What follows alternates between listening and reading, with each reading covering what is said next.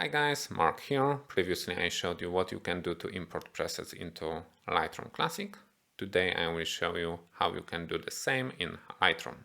We can start right now.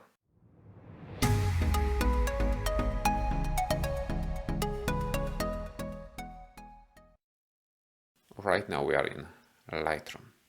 This is not Lightroom Classic. This is exactly Adobe Photoshop Lightroom version 4.3. We need to click Edit, after that Presets, after that go to those three dots and choose option Import Presets.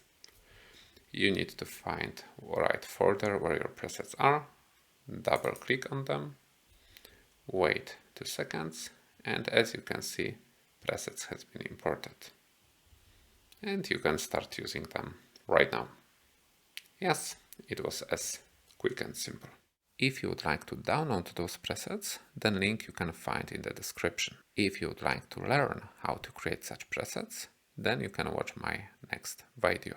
I really appreciate if you click like button and subscribe my channel. Thank you very much guys.